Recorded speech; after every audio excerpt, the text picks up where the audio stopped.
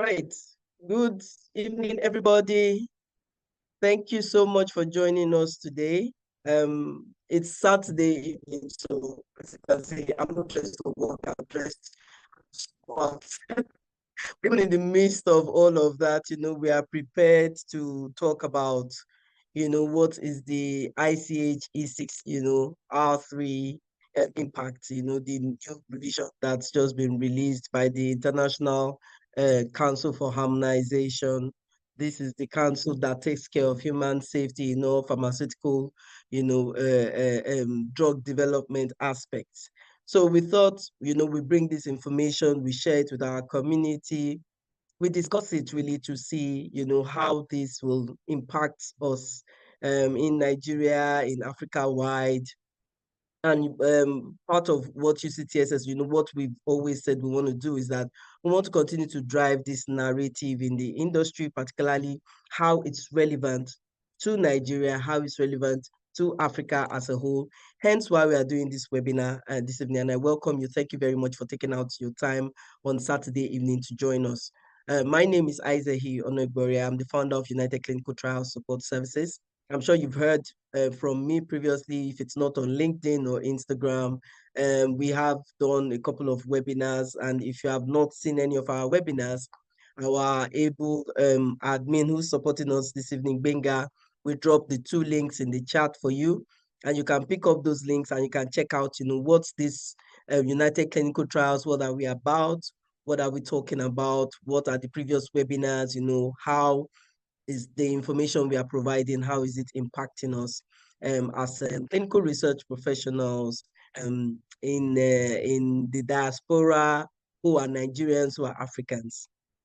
So I wouldn't go too much into that. I'm not the one presenting today. We have our senior project manager from Nigeria. She's the one who's going to she'll be taking us through this unpacking of the the E6 and revision 3, and she's going to take us through the whole process, why it's required, why do we need to talk about it in Nigeria, because you all know that clinical research is all about stringent processes that must be followed. And why are those processes required? Because we are dealing with human safety. We are dealing with medicines that humans will consume. And so there's very, very strict guidelines and rules that, that guides all of this. And that's what the International Council of Harmonization is all about, to make sure that they harmonize all safety aspects of clinical research globally. And also we want to make sure that we are bringing this into the forefront in Africa, in Nigeria, for those of us who practice clinical research in Nigeria. So I'll tell you a little bit about Joke. Myself and Joke met. We've not met physically, Joke. Have we met physically? We've not met physically, but we've been working together we worked together initially for a couple of months in 2019.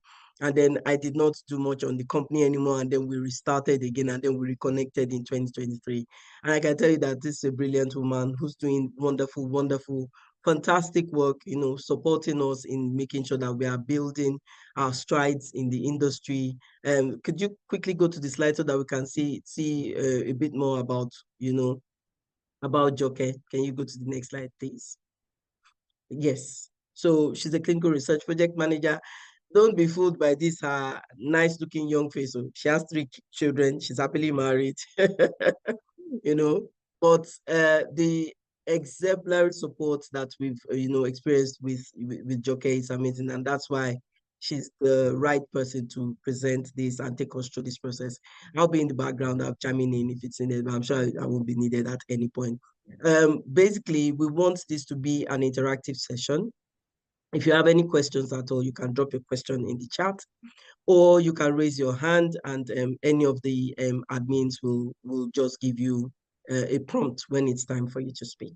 So I'll hand over to Joke. Joke, thank you. Thank you very much. Thank you. Hello, everyone. Good evening from Nigeria. To everyone here in Nigeria and in the diaspora, it's good to be here again after the last 2 webinars that we have had. And this time we are unpacking the ICH E6R3, and we're going to be discussing how we got to that part. So the agenda we have here is we're going to be talking about the objectives of the ICH E6 R3, and why do we have it? What has changed from the R2 to the R3, and the implications and the opportunities for Nigeria? Is it something that will scale Nigeria to the global ecosystem? Then we'll also look at the challenges to anticipate, or the challenges we have presently. We'll look at the role of UCTSS, a CRO in Nigeria, and how UCTSS can help Nigeria to attain the global heights that we are hoping for. Then we'll also look at the next steps for the Nigerian stakeholders. Then we take questions and answers. So this agenda is pretty straightforward, but I want it to be very interactive. So I won't be doing the talking alone. We have here early career professionals, and we have the very experienced professionals. So I think I'll be at the middle. So I'll bring us up to speed to how we go to the ICH E6R3, and we'll go from there to where we want to get to. Okay, so can I have the next slide, Binga? Okay, so these are the objectives we have. I think we already discussed that. Isaiah already mentioned that, and I spoke extensively from the agenda on what the objectives would be. So the next slide, please. Okay, so what is ICH? Let's start from what is ICH for, especially the early career professionals. You might have been hearing this abbreviation, or this acronym. Yes, this acronym ICH, and you wonder what it is. Well, it is the International Council for Harmonization of Technical Requirements for Pharmaceuticals for Human Use. And what it means in the layman language, because the first time I saw this, I was like, what are you talking about? This is a lot of words. So eventually I just got to know that ICH is a joint initiative involving both regulators, both and research-based industry representatives from the EU, from Japan, and from the US.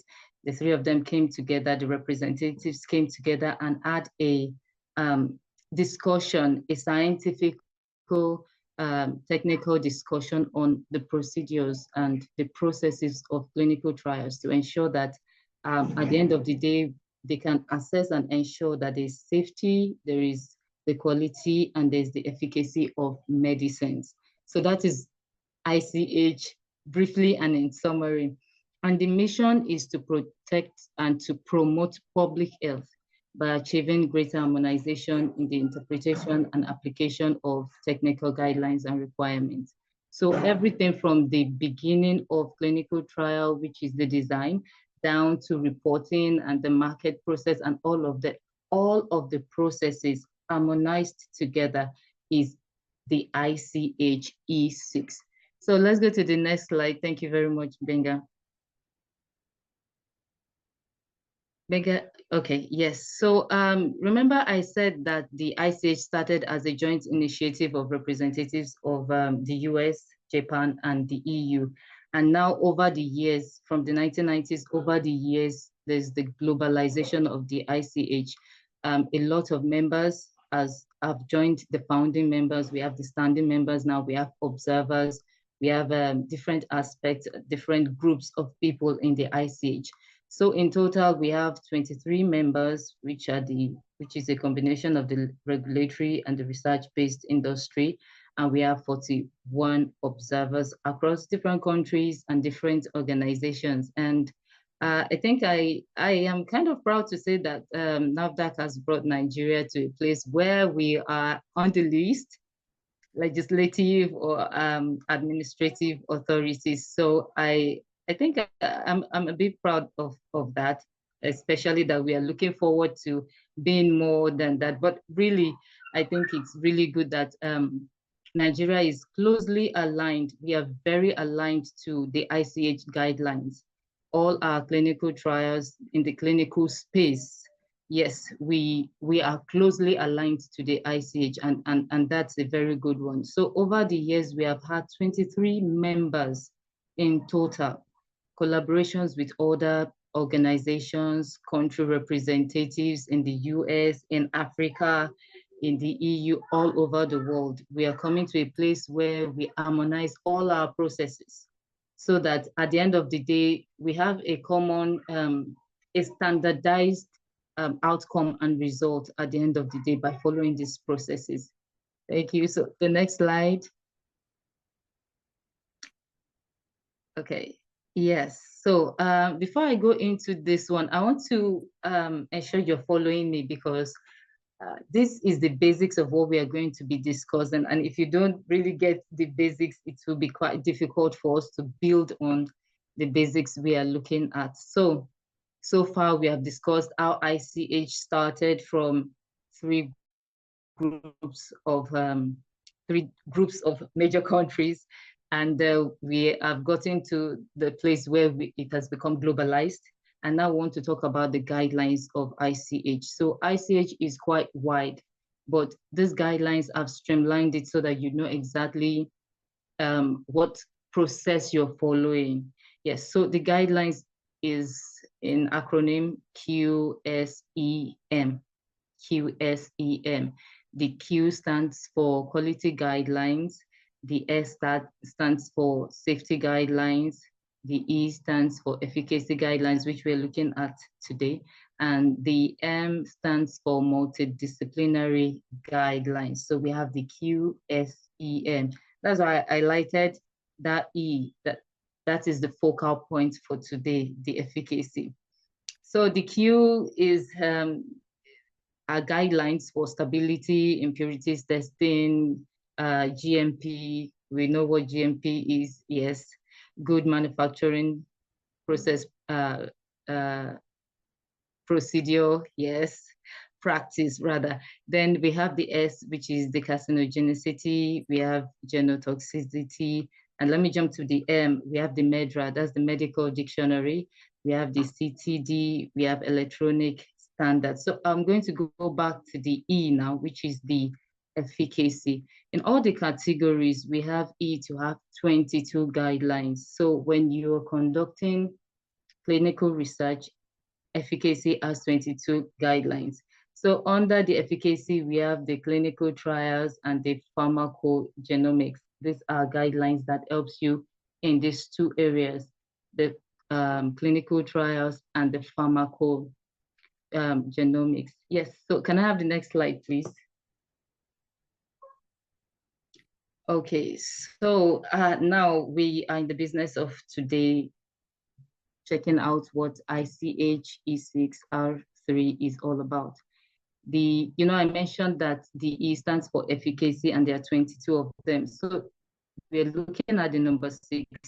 I've explained the ICH, I've explained the E, and now I'm explaining the 6 as the number 6 of the efficacy group. So the ICH E6 stands for good clinical practice. Good clinical practice. So that is what we are looking at today. And what is GCP? GCP is the ethical and scientific quality standards for designing, for conducting, for recording, and for reporting clinical trials that involve participation of human subjects. So GCP is the quality of standard that you look at when you are considering clinical trials from the beginning, from designing down to the reporting, that process, all the quality standards that you need to ensure that the outcome and the result is valid is the GCP. So why is it needed? There's this saying that when you don't have laws everywhere, anywhere, people behave anyhow.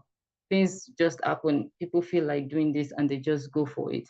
But for clinical research, okay, so I see a question here. Please, can we have the slides after? Oh, definitely. If you would like us to send it to you immediately, you'll find a link on our chat group that takes you to our WhatsApp. We'll be dropping it there. So you can just join. Benga is going to drop that on the WhatsApp link on the chat page. So you can just click on it and join our WhatsApp group. So why is it needed? ICH E6, why is it needed? Like I said earlier, anything can happen when there are no laws, where there are no rules. So For clinical research, these are like the rules and the regulations that guides. I'll not want to use trial subjects now because the R3 is telling us that we should change trial subjects to participants. So if we're still using trial subject, that means we're still in R2. But for R3, they said the term has been changed to participant. Yes. So it ensures the rights, the safety, the well-being of trial participants. And anyone who is going to say, okay, fine, I want to go into this trial. I want to enroll into this trial as a participant. At the back of his mind, he knows that if you're going to do this and do it right, the GCP protects my right, protects my safety, protects my well-being. I'm going to get to know everything about the trial I am enrolling for because you have my best interest at heart.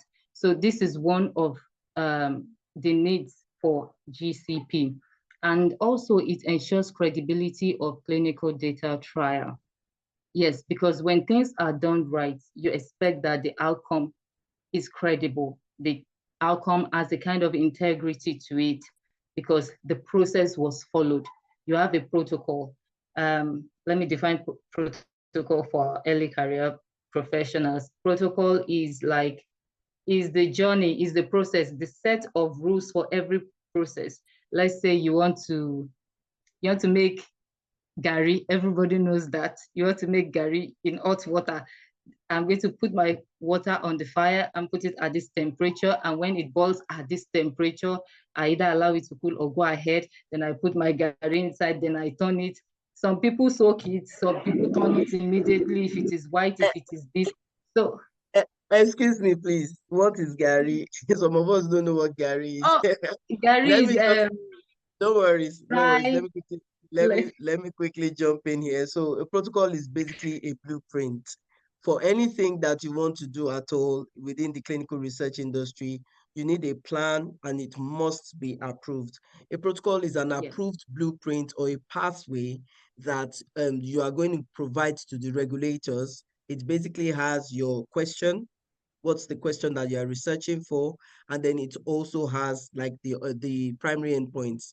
What's your hypothesis? What's your primary endpoint? What do you expect to achieve with this particular clinical trial that you want to conduct? So that's the first step, and it must show efficacy. It must show yeah. safety.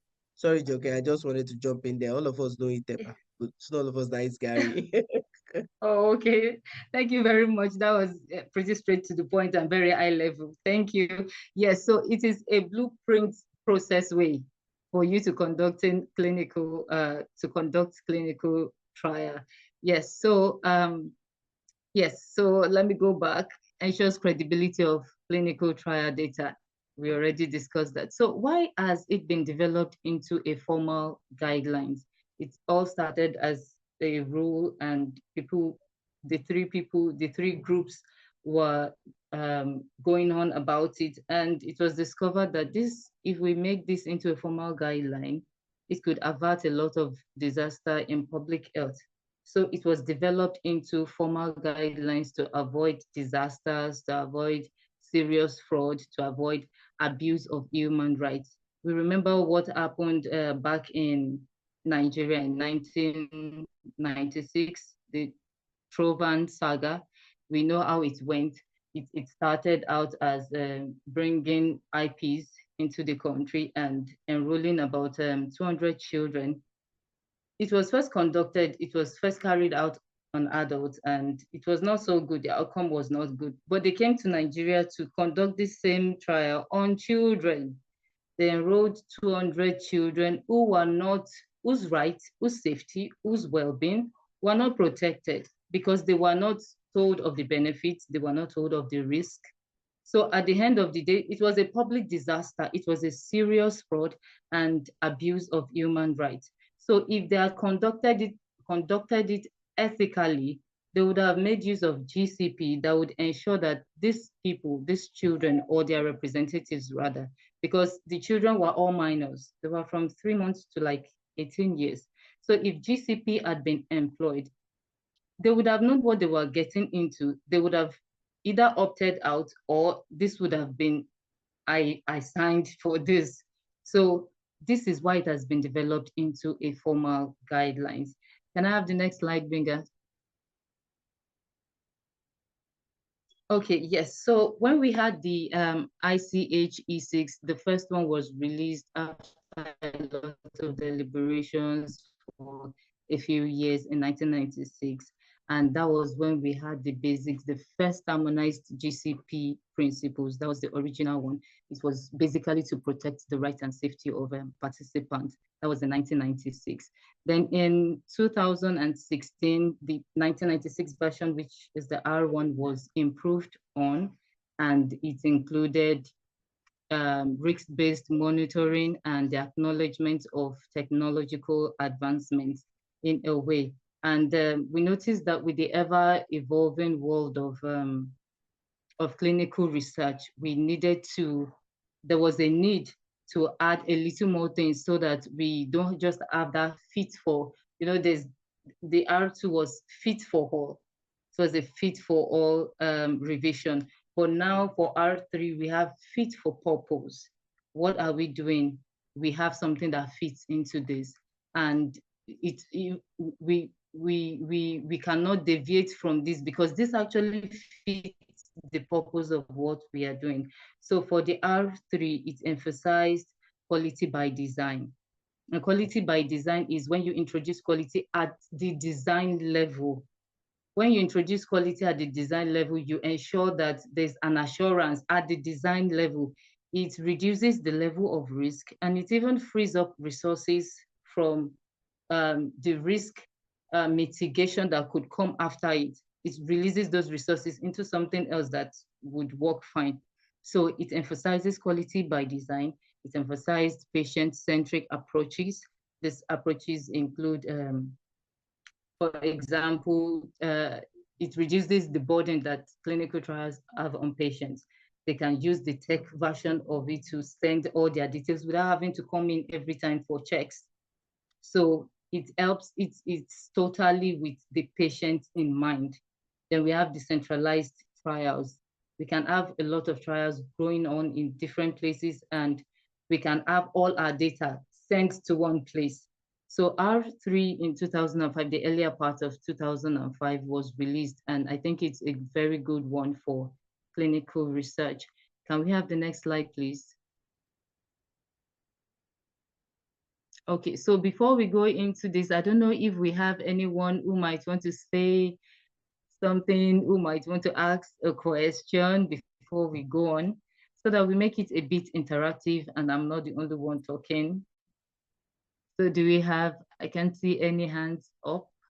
Do we have anyone who might want to say something?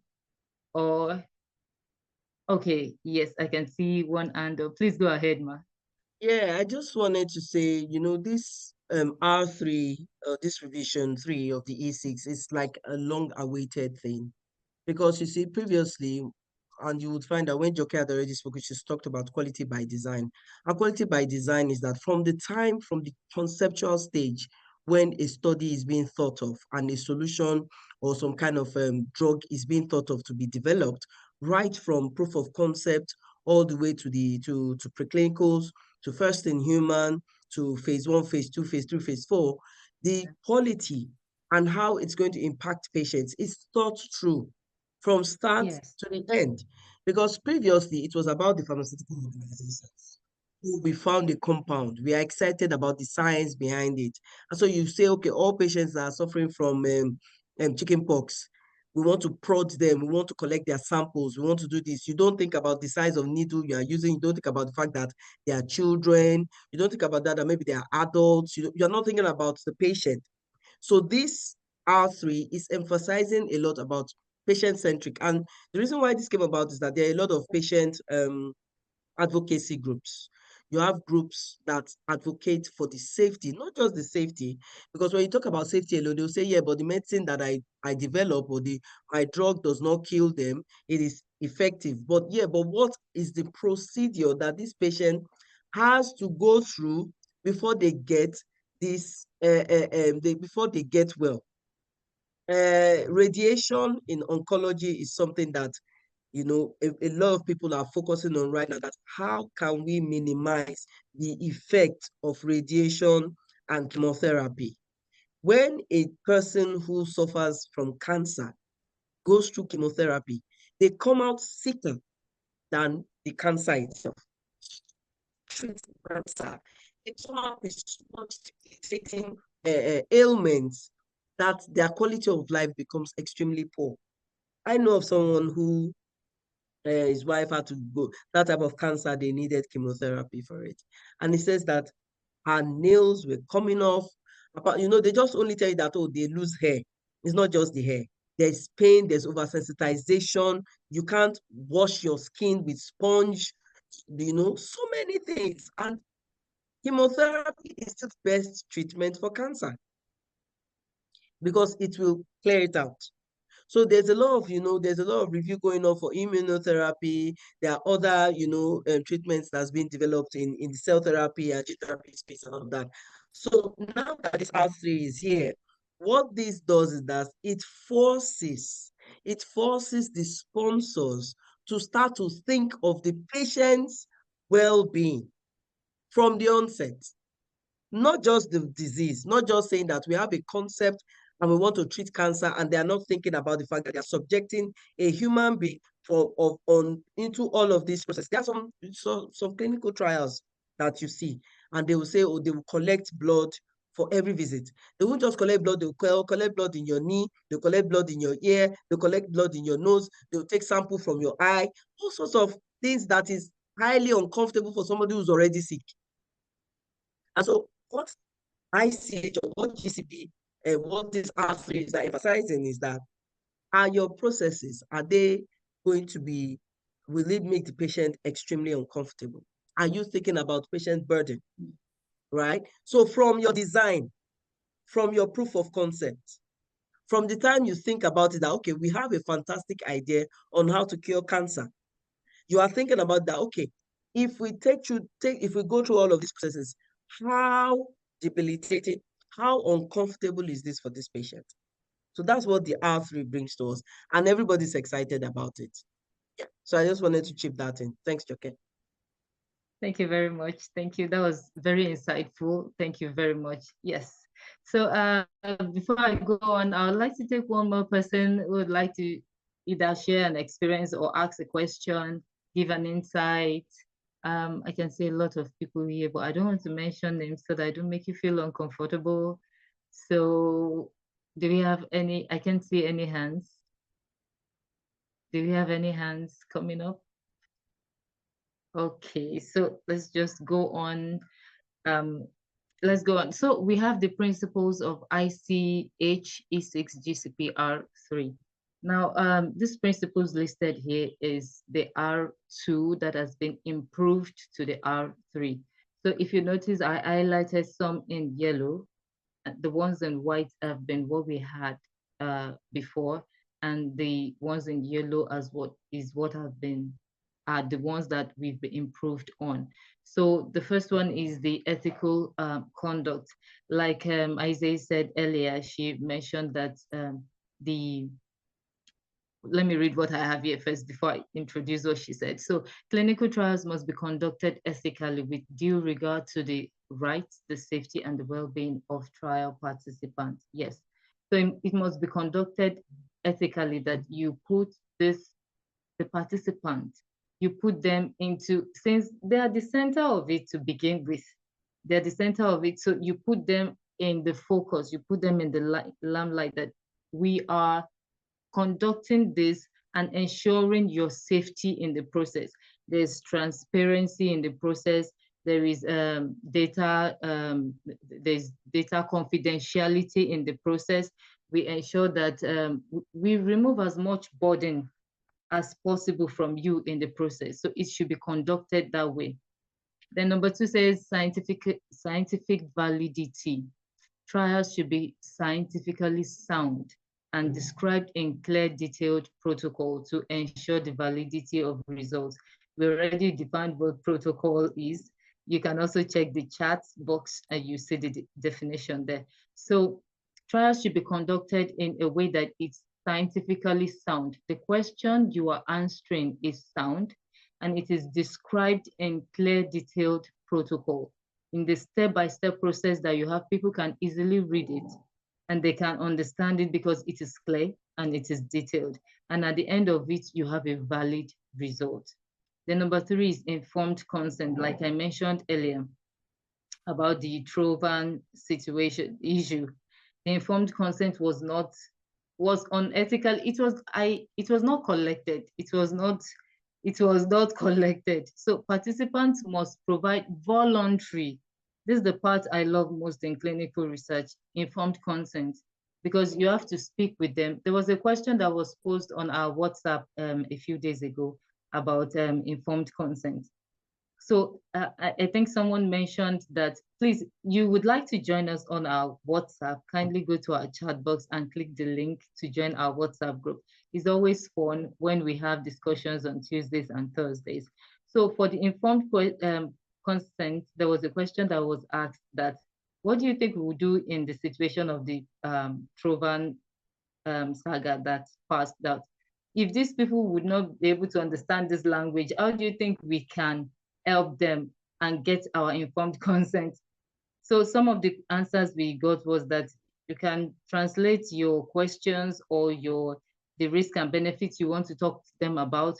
You translate it into their language, you print it on paper, you sign it off. So you must ensure that they do this not forcefully, but voluntarily, and before participating in the trial. They must understand the risk and the benefits. So number four says data integrity. Like I said earlier, the collection, the recording, the reporting, they are crucial to trial outcomes. Number five, investigator and sponsor oversight. I'm still going to talk about this also when we get to number 10. So let me just go to number 6, quality management. So now in the R3, we have the quality by design that we explained earlier. It is from the very start, from the design, that you have the quality put into it. You have everything thought through thoroughly. And we emphasize the risk-based approaches to maintain the data integrity and patient safety. Then the proportional risk. The level of risk to trial patients should be proportionate to the potential benefits, with a focus on minimizing risk related to patient rights, safety, and data reliability. So when you're going into clinical research, you're not going with the risk overboard than the benefits, like what happened with our Trojan. They already knew it was not working in the adults, and they came into Nigeria to test it on children. So they already knew this risk was way higher than the benefits, and yet they didn't consider the proportionality. Yes, so number 8, we have protocol compliance. All trial activities must strictly follow the approved protocol and regulatory requirements, ensuring consistency and compliance. For everyone that is going to be working on the clinical research, compliance is the basics. You have to be compliant to the protocol. You're not doing anything at the top of your head. You're doing it as it is written, as the process has been written, so that you can have a valid result at the end of the day, and to ensure reproducibility. Yes, it can be reproduced because you followed the protocol. So anyone who followed the protocol could get almost the same outcome as you got because there was protocol compliance. Then we have investigator qualifications. For every investigator, they must have their qualifications, adequate education, training, regulatory requirements, consistency, and compliance for every step of the way. Every investigator must have a certification in ICH E6R3. Every investigator. Because how do you conduct a trial when you don't have your guidelines? So you must be certified in ICH E6R3. Then we have record keeping and reporting, comprehensive documentation. We also talked about this on our WhatsApp. Documentation is not a Nigerian thing. I don't know. It's not in our blood. We just like doing everything. To document becomes an issue. And when we document, we like papers. Nigerians, we like papers. We like writing on papers. Now, R3 is encouraging us that there is the tech way of doing all these things to relieve admin burdens that come along the way. So comprehensive documentation and reporting are essential for transparency, reproducibility, and compliance with regulatory requirements. So now I'm going to go back to that number 10, the roles and the responsibilities of sponsors and investigators. Now for the R3, we have a section, an addendum that has been clearly laid down for the roles and the roles and the responsibilities of investigators and sponsors.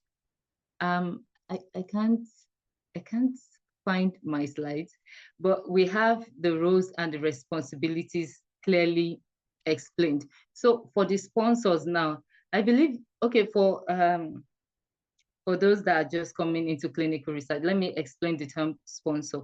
A sponsor is, for example, the biotech, the pharmaceuticals.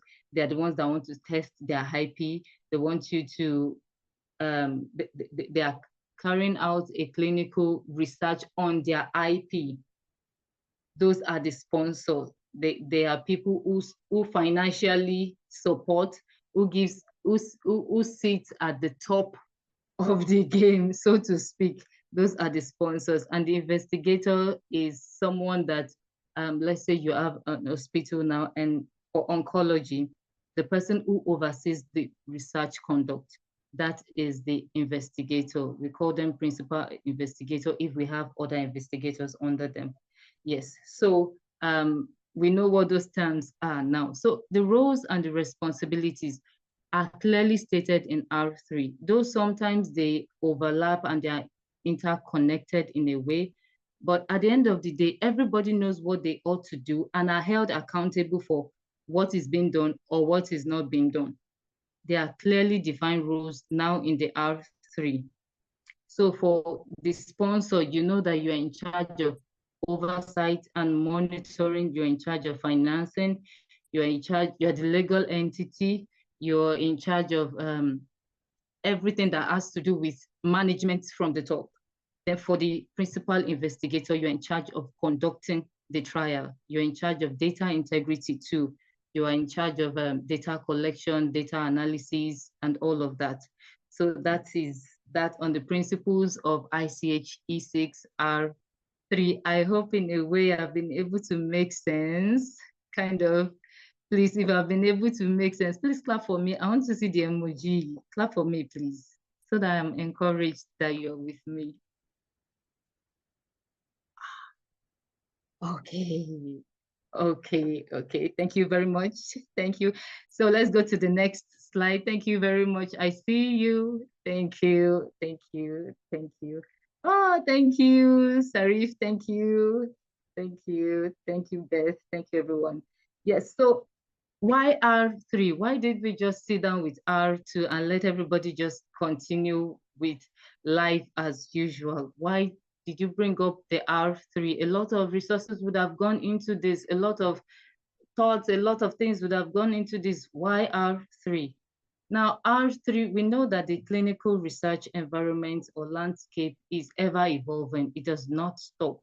The disease burden does not increase. It does not reduce. It keeps increasing. The tech every day keeps increasing. Like Nigeria, what I read online recently is that Nigeria is one of the one of the highest numbers of phone users in the world. And I was shocked. They said Nigerians are good Android users. Yes, so if this is, then clinical research can leverage on that to make clinical research better, easier, and more accessible. So number one, to integrate modern technology. Now AI is everywhere. AI is everywhere. AI can be used in almost anything. So if we are still stuck in the R2 that just kind of acknowledge technology, we might not be able to do much and we'll be left behind. And these diseases will run past us. So we had to integrate modern technology. We have the e-consent now. Like I said earlier, Nigeria is paper-based or paper-centric, but because of the integration of modern technology, you can be right here and get things done without leaving your site. Your participants can be in their different places of work or probably at their homes, far away from the hospital, but you get as much data as you need when they come in. So I believe almost everyone on this call have this wristwatch, this smartwatch now. Yes, because of the smartwatch, we have a big data pool that we can get the heart rate, we can get the breathing rate, the number of steps you take per day, and all of that. So these are modern technology, and a whole lot of other things too have been integrated because of the modern technology. So number two, to promote risk-based approaches. All of these risk-based approaches can be incorporated. We don't, like I said earlier, we no longer have fit for all, one way for all. We now have fit for purpose. This is what is happening. I have a solution for this, has been accommodated in the R3. Number three, to strengthen data integrity. Yes, data are easier kept electronically than in paper form. Data in tech can be kept in small spaces compared to paper form. So this R3 accommodates that data integrity is key and it strengthens it. Number four, to reflect changing trial complexity. Yes, sometimes you might want to have a trial in different regions of the country. And that, like in Nigeria, you have some areas in Nigeria that when you get to, you don't know if you're still a part of the world. A few months ago, I went to Niger State and I had to travel kilometers. My husband had to travel kilometers on bike, and he spent like 10,000 naira on bike for transport. The network was so bad. The place was, so for you having a site in that kind of place could be quite complex and challenging. But R3 has created, has accommodated that you can actually maneuver this, you can make it work for you. So the R3 shows us that we have a changing complexity when it comes to clinical trials. And number five is to strengthen patient protection. Like we said earlier, R3 is patient-centric. We put patients at the top, like they're the first on the list. So it strengthens patient protection and for global harmonization, in that when I take a data for Nigeria and take it to the US, it makes sense because all the processes are on a global standard. All of these have been harmonized into one. So if I use your standards, I am getting something that can stay on the global level because I used a global standard. Yes, can I have the next slide, please? Benga, are you here? Can I have the next slide, please? Oh, okay. I think the network is a bit poor at Benga's side. Please, if you can hear me, can I see your favorite emoji popping up? Okay, okay. Yes, so R2 versus R3, what has changed in the structure? So the R2 we used to have, everything was just, we have everything just listed out there. But now we have a lot of addendum that has been added to ensure that we meet up to the ever-changing, the evolving world of clinical research. So now we have a scope, we have a structure, we have an annex that has the ethics committee, the investigator. So we have the scope, the structure, the Annex 1, which contains the sponsor, the investigator, the IRB ethics committee, their roles and their responsibilities. And now we have the appendices A, B, C, that has the investigator brochure, that has the protocol and protocol amendment, that has the essential records for the conduct of a clinical trial. So this has been structured in a way that makes it easier for the conduct of clinical research. Thank you. The next slide, please. The next slide, please. Thank you. Okay, so what is the implications for Nigeria? We have discussed the ICH on the global level. So let's bring it home. What is the implication for Nigeria? Number one, the need for capacity building on R3 principles. So I was surfing the internet recently and I saw that NAFDAC has they had a training to build a lot of professionals on the R3 principles, like what we are doing right now. And it was really wonderful. A lot of invited guests and a lot of insights were shared. So the need for capacity building should not only stop with NAFDAC, it should be a continuous thing that all professionals, whether you're just coming into it or you are an experienced professional already, this building of capacity must continue. So the implication is that Nigeria must quickly align itself to these principles to enable us scale ourselves and be on the global level professionally. Then number two, ethics committees must understand QBD and risk-based trial approaches. Yes, we know that in Nigeria, when you want to conduct a clinical research, two basic regulatory authorities must give their approvals. That's the NAFDAC and the NHREC, Nigeria Health, yes, Human Ethics Committee must also give their approval for the clinical research. So these ethical committees must understand that when you bring your protocols, they should be by default at the beginning, the design of quality in it. Once they understand this, not anybody can just wake up and bring their protocols to be approved.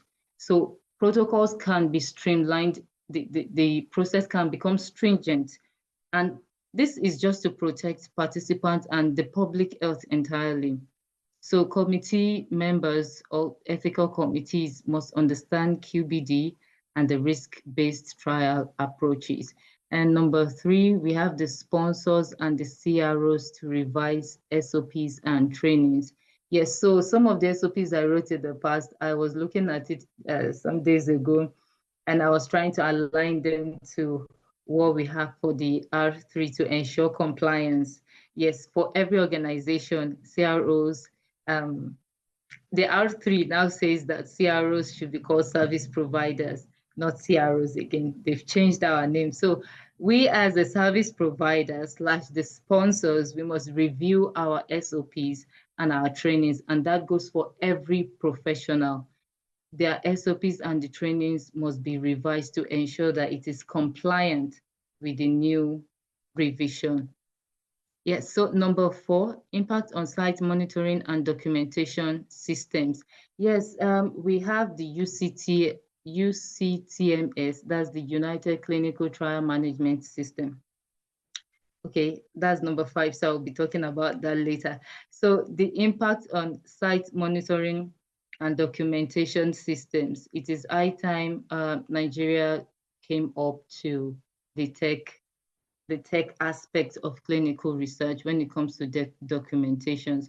We have the EDC, we have the ECF, that's the ETMF, yes, and we have other forms of tech documentation systems. So the implication for Nigeria is, since we can have the title of people who use phones a lot, we can also have it for clinical research in Nigeria. And lastly, opportunities for digital transformation, that's the UCTMS. So UCTSS, we sat down and we designed a management system that is a collaboration tool that ensures that the sponsor can link up with the site that is conducting their clinical trial, and also link up with vendors, and we will remain at the back end. So we created it specifically for the peculiarity of Nigeria. So it's a very good form, and we look forward to not only scaling it, but see other digital transformation come up also. Thank you. Can I have the next slide? Okay, yes. So this is just, okay, this is what I mentioned earlier concerning the ethical committee, understanding the QBD, quality by design, and the risk-based approach. And the bottom line is that ICH E6 R3 promotes the flexibility, the critical thinking, and the risk proportionate oversight. So Nigeria ESA must evolve to uphold global standards while safeguarding local realities. Nigeria has its peculiarities. So while we are upholding global standards, we can safeguard our local realities. The next slide, please.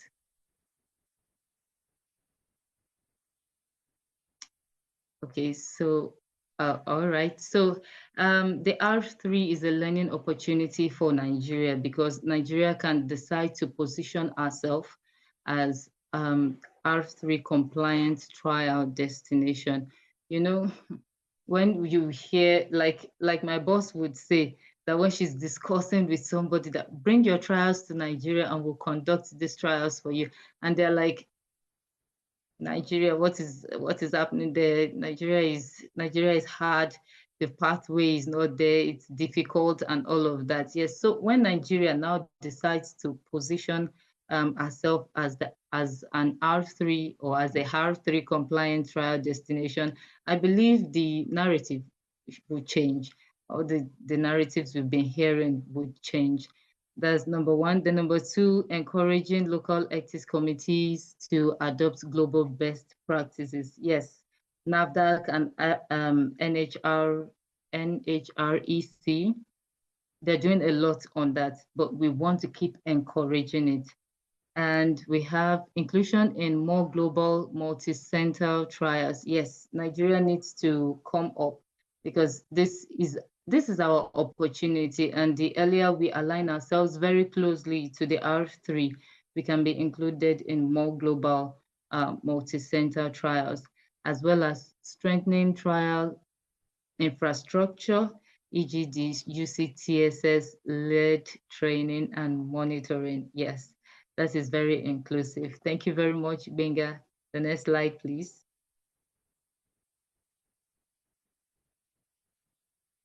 Okay, challenges to anticipate. Number one, low awareness of ICH changes among stakeholders. So on our WhatsApp group, there was a question that the admin asked and said, have you heard of ICH? And she drew a poll, and it was a bit shocking to know that we had a lot of people who have never heard of the ICH, not even the changes now, the ICH. So I believe that we have stakeholders that can push forward the capacity building to spread the word far about the ICH. If Nigeria is an observer under the administrative, though we don't have the voting rights, but then under ICH, we are an observer. I believe that we should be aware as professionals of ICH and the changes. But this is one of the challenges that we not only did anticipate, but we are actually seeing and struggling with now. The number two, regulatory harmonization with NAFDAC and NHREC evolving. Yes. So NAFDAC has put Nigeria on the platform that shows that we are very closely aligned with the ICH, but we expect more because we really do expect much. I went to the NAFDAC web website, and I was really impressed with some of the things about the R3 that I saw there. So I'm looking forward to NHREC also and many other stakeholders that we have in Nigeria. The number three, resource limitations for implementing new systems. That is very true. I don't think we have so much policy supporting clinical research, but there was one I saw recently that I was really impressed. That's the PVAC, by the president presently. So he released funds to ensure that some of the drugs that we import can be made here in Nigeria. So when I saw it, I was quite excited, very excited that we have this resource opening up from the top down. So I think that's a good one. It was a challenge we were anticipating, but with this, with the PVAC and with many other resource opening up, I think we should be able to put ourselves out there on the global platform. The resistance to change, that that is very normal everywhere, especially in Nigeria. The resistance to change, there are a lot of things that is quite difficult for us to change. I keep mentioning that paper issue because sometime last week I needed to drop a document. 2 weeks ago, I needed to drop a document for someone, and I asked him, could I get your contact or your email address so that I could forward it? He said, no, if you need to pass an information to me, you need to type it on paper and bring it, I will stamp it. I was like, in this century, this 2025 Gen Z world, I will still need to bring, and the paper, the one I had with him, I told him, okay, this is the only copy I have. Could I snap it and send it to you? No, he told me to go back downstairs, which was a 5-story building that had no lift. So I struggled down the stairs, made the photocopy, and struggled back upstairs. So there's this resistance to change. And it is not just in that aspect, in so many other aspects also. And these are the things that we've anticipated. But we believe that over time, we got to the paper-based from somewhere. So I believe we'll get to the tech from the paper-based sometime. Okay, so the next slide. So our role at UCTSS, United Clinical Trial Support Services, the host of this webinar, is that we want to always facilitate these trainings. You can go to our website and see what we do.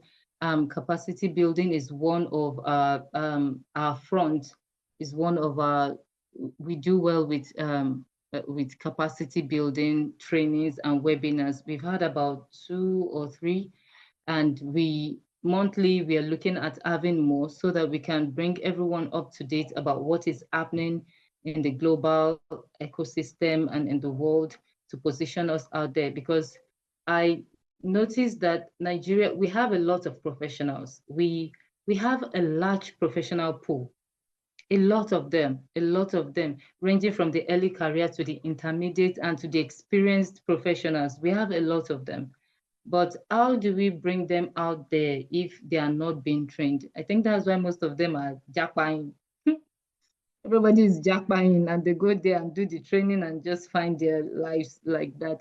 So we want to ensure that our professionals, they have the tools that when an international or a global job comes up, they can even stay right in the country and do it for Nigeria. You know, it would be nice for us to conduct our own trials for ourselves, using ourselves, because our disease burden pool is you cannot use a drug that is for a set of people, especially the Caucasians, for us that eat EBA, for us that we do a lot of things. Our lives are so different. So we are looking forward to always train and bring up-to-date professionals in all forms of training, especially this R3 training. Then number 2, we offer regulatory readiness support. Yes, you have a trial and you're looking for a service provider to run it for you. We are there. You need to submit to NHREC, you need to submit to NAFDAC. The readiness support that you need, UCTSS can offer. Then we develop ICH compliant SOPs. Yes, SOPs that would guide your processes, that would lead your processes and keep you guided.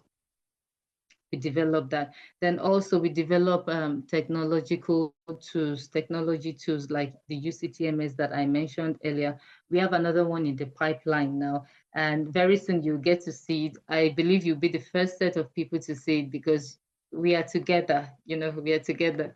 Then lastly, we provide service support to sponsors. We provide support to the biotech, we provide support to the pharmaceuticals, we provide support to government agencies, we provide support to teaching hospitals, we provide support to sponsors. So any service support you're looking for in clinical research, UCTSS has got your back on it. Thank you. Benga, next slide, please. Okay, so the next steps for Nigerian stakeholders, I think I have mentioned this in the past, and though, stay informed, follow ICH. This is particularly to our early career professionals. Informed, follow ICH, NAVDAC, NHREC, UCTSS updates. Yes, engage in continuous training. We offer trainings every now and then review and update SOPs and trial documentations for experienced professionals. Then invest in trial technology and digital monitoring. That's UCTMS and many other management systems out there. Thank you. The next one, please. Okay, so we have the questions and answers. Yes, I believe I have talked a lot. So it's time for every one of us to talk now. Yes, so do we have any questions and answers? If you'd like to ask your question in person, please raise your electronic hand. And if you would like to type out your question, please do that in the chat. And also, please, Benga, could you kindly post our website link as well as the WhatsApp link? Then presently we have a vacancy for principal investigator. If you're up to it, kindly check the blog session of our website. Then in November, we are going to be having a workshop in Abuja. That's in November.